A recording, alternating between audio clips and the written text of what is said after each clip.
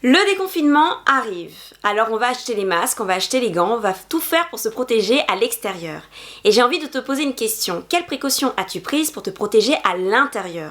Autrement dit, comment booster son corps pour mieux se protéger?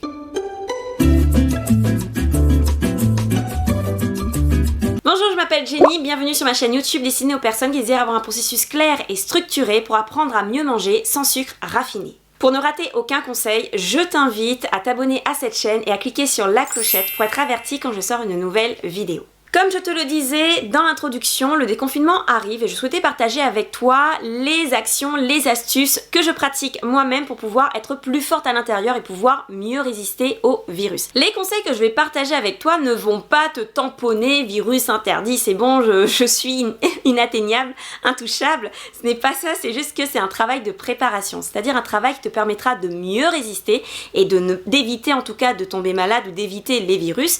Et dans le cas où tu tombes malade, d'être tellement préparé, d'avoir un corps tellement fort que tu guériras un peu plus vite, on va dire, que la moyenne. Bien entendu, ces actions ne te privent pas des gestes barrières, à savoir l'hygiène et le plus grand geste d'hygiène que tu puisses accomplir, à savoir laver tes mains.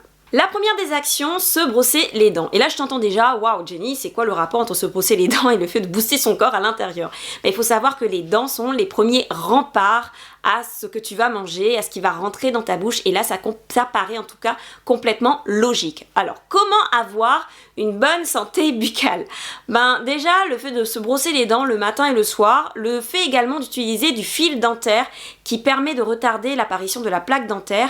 Et également, on va dire une fois par semaine, si tu peux, ou en tout cas pense à le faire, un bain de bouche avec une solution que tu peux trouver en pharmacie. Comment toi tu peux agir pour protéger tes dents? Je pense déjà au fait de mâcher, de croquer, de prendre des amandes, des noix, de croquer de temps en temps dans la journée.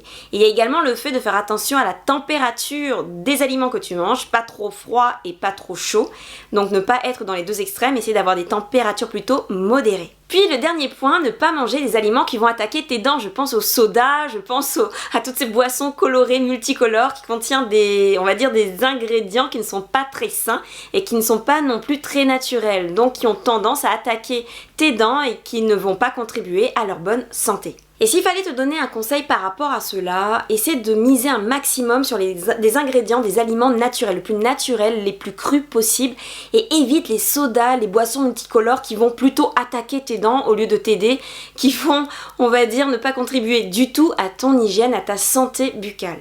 Le deuxième conseil que j'ai envie de te donner, ce sont les huiles essentielles. Personnellement, depuis le début de confinement, il y a un petit rituel que j'ai mis en place. Je prends une goutte de Ravinsara, d'huile essentielle de Ravinsara, et je mets sous la langue. Alors on m'a appris que en mettant sous la langue, ça va aller, en tout cas les bienfaits, les effets vont aller directement dans l'organisme. Donc c'est plus rapide et ça va protéger plus facilement, je ne sais pas, mais en tout cas, ça va intégrer plus facilement et rendre mon corps plus fort. Pour la petite anecdote, Ravinsara, c'est une plante et c'est une plante qui est très connue à La Réunion et tous les Réunionnais, ou pratiquement tous les Réunionnais, quand ils ont entendu parler du virus, le gros conseil qui est sorti ici, c'est de prendre du Ravinsara, soit en infusion ou soit en huile essentielle. Donc il y a à un moment donné une rupture au niveau de cette huile parce que c'est quelque chose de très connu et on aime beaucoup les méthodes, on va dire, naturelles ici.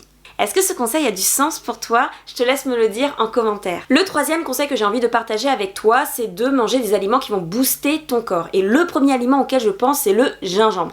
Vraiment, le gingembre, soit je vais l'acheter et le conserver au réfrigérateur ou à l'air libre également. Toutefois, il a tendance à s'assécher.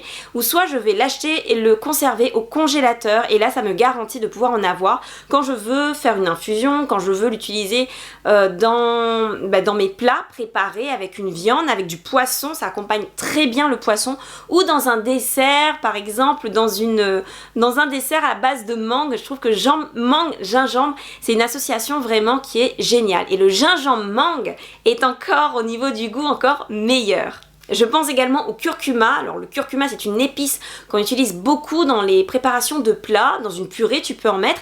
Également en infusion avec du gingembre justement. Ou également, tu peux le mettre dans des desserts, dans un pudding chia. Si tu ne sais pas comment faire un pudding chia, je t'invite à regarder cette vidéo. Et je pense que ce sera déjà pas mal, en tout cas au niveau de comment tu peux rentabiliser l'achat de ton curcuma. Il y a également les fruits, un des fruits qui protège beaucoup et qui permet de vraiment aider au niveau de la flore intestinale, c'est le raisin. Et si tu veux prendre les fruits en général, je pense, te protègent. Et si tu veux une recette qui va maximiser cette protection, qui va maximiser ce boost que tu vas donner à ton corps, je te conseille le miam aux fruits dont tu peux retrouver la recette dans cette vidéo. Une petite parenthèse pour te donner la relation entre le fait de bien manger et le fait de protéger son immunité. Il faut savoir que 70% de l'immunité est due à une flore intestinale en santé. Et qu'est-ce qui va agir sur la flore intestinale directement? C'est ce que tu manges. Donc d'où l'intérêt de bien manger. L'ail est également très conseillé et en même temps très difficile à manger. Une petite astuce qu'on m'a donnée sur mon compte Instagram, c'est de laisser tremper l'ail dans du miel. Et tu vas le prendre soit en infusion ou soit en le mâchant directement. Au niveau du goût, ça passera plus facilement. Il y a également le thé vert qu'on conseille. Et le dernier conseil que je peux te donner et que j'ai écrit, c'est le fromage, aussi bizarre que ce soit.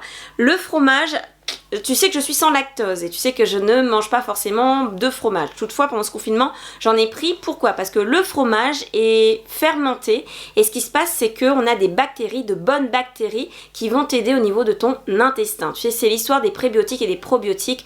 Donc ça te permet vraiment de participer à une meilleure flore intestinale. Si tu es sans lactose, comme moi, intolérante au lactose et que tu désires prendre des fromages, pour pouvoir être un peu plus forte, vise les fromages à pâte dure et regarde sur l'étiquette du fromage le don sucre, tu sais dans la part glucide, le don sucre, s'il est inférieur à 1 gramme, ça veut dire qu'il y a très peu de lactose, donc c'est un fromage que tu peux consommer. Si tu désires avoir plus d'idées d'aliments qui te permettraient de booster ton corps et de recettes également, je t'invite à télécharger cet e-book 12 aliments pour booster ton corps que tu peux retrouver sur mon site lesbellebosses.com. Le 4e conseil que j'ai envie de partager, le bain de soleil. Quand j'ai lu ce truc, je me suis dit, damn, le bain de soleil, c'est quoi le rapport? Et en même temps, quelle plante, quel être humain vit sans soleil? Ce qui paraît très logique. Comment prendre un bon bain de soleil? Là est toute la différence. Le conseil que je vais partager, c'est le conseil que je pratique moi-même, que tu sois ou pas d'accord, cela t'appartient. Bien entendu, tu fais ce que tu veux, comme je fais ce que je veux. Le matin, je me lève très tôt pour aller marcher, pour pouvoir faire ma petite activité et je sais que le soleil va se lever, que ce soleil-là, il est plutôt doux. Autrement dit, il ne va pas forcément attaquer durement ma peau. Ce que je fais, c'est que je vais mettre une petite crème ou je vais mettre de l'huile pour pouvoir m'hydrater ou pour pouvoir quand même ne pas avoir la peau sèche. Je ne vais pas mettre de crème solaire parce que la crème solaire ça fait filtre par rapport à ce que le soleil peut me donner par rapport aux bénéfices du soleil et comme j'ai envie d'avoir directement les bénéfices, je vais prendre ce petit bain de soleil du matin mais avec un soleil très doux. Le 5e conseil, prendre de grandes inspirations, expirations. Pourquoi? Parce que ça sert tout simplement à nettoyer.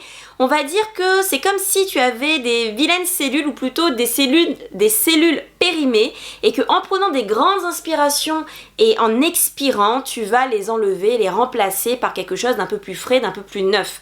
Donc d'où l'intérêt de le faire pour pouvoir aider son corps à être mieux, à être en plus belle santé et également à mieux résister. On peut voir également ces grandes inspirations-expirations avec un lien avec le sport puisque quand on va faire du sport, de l'activité physique, on va accélérer son souffle, on va être un peu mieux, on va sentir que nos cellules sont en meilleure santé, ça va nous faire du bien, donc d'où l'intérêt également de faire de l'activité physique à côté qui peut se traduire par une petite séance de HIIT, par une petite séance de yoga, de méditation ou autre chose. D'ailleurs, j'avais proposé à un moment donné dans un live Instagram une petite séance de HIIT qui te permettait d'avoir des petits exercices courts sur 7 minutes. Qu'est-ce que 7 minutes, franchement, dans ta journée, pour pouvoir avoir un petit moment d'activité physique. Le 6e conseil, bien dormir. Alors je sais, pendant le confinement, on est chez nous, on a tendance à regarder non pas un épisode d'une série, toutefois la saison d'une série, on a tendance à se dire on pourra dormir le lendemain, toutefois le lendemain le voisin peut faire du bruit, nous réveiller et on peut se retrouver à mal dormir. Or quand tu dors, quand ton corps est en repos, il faut savoir que ton organisme il travaille à régénérer ton système. Donc quand tu dors bien, sache que ton système il a pu bien être régénéré et donc à être plus fort, à être plus résistant. Fais attention à ton sommeil. Si ces conseils sur comment booster son corps, comment le rendre plus fort de l'intérieur t'ont plu, je t'invite à me l'indiquer et également à me laisser un commentaire pour me dire sur quel autre type de sujet tu aimerais avoir plus d'informations. Je te remercie d'avoir regardé cette vidéo jusqu'au bout. Je te souhaite une belle assiette sans sucre et sans lactose, une belle vie et une belle santé. À la prochaine vidéo.